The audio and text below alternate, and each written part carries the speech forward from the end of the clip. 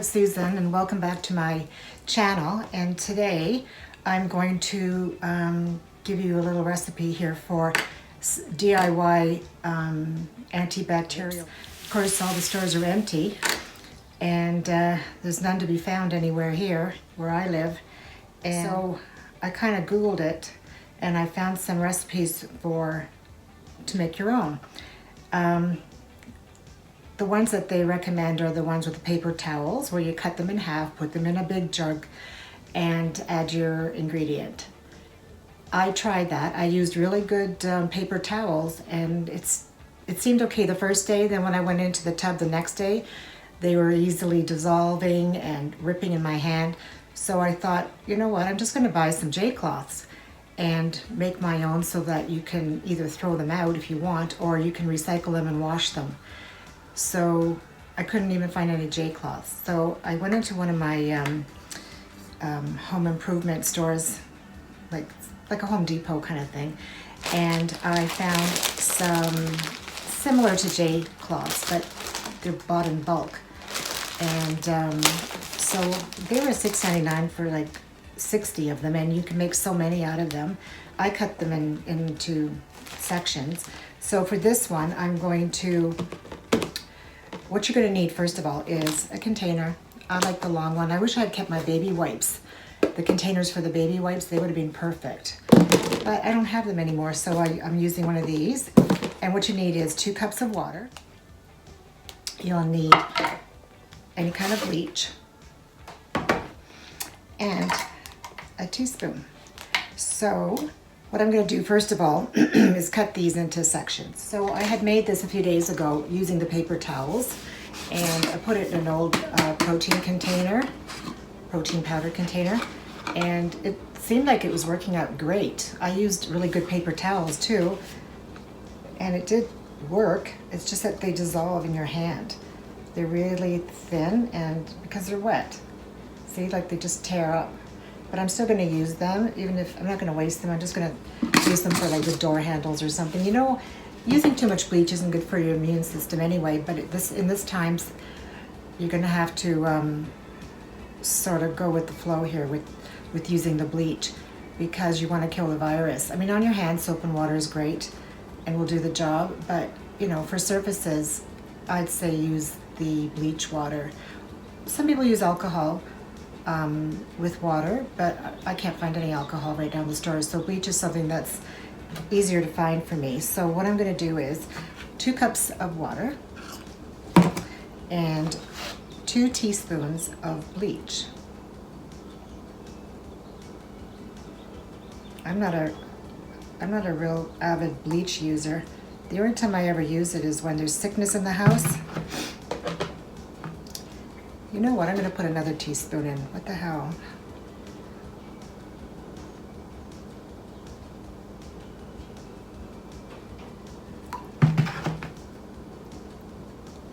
And mix it up.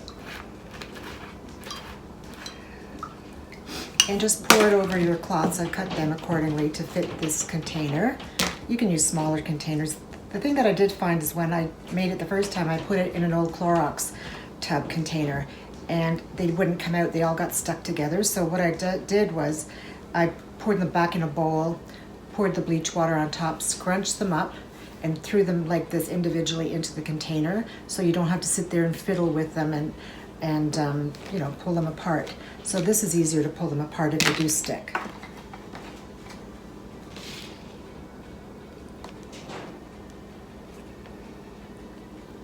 So just pour it all over the top of all the cloth. It will all absorb into each other after a while.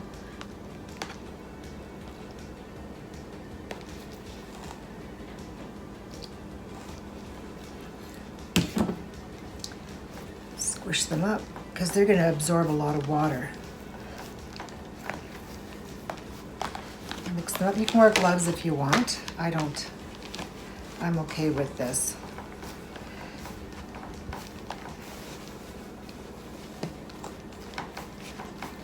You know what? I'm thinking maybe we could use a double batch. I have a lot of paper towels.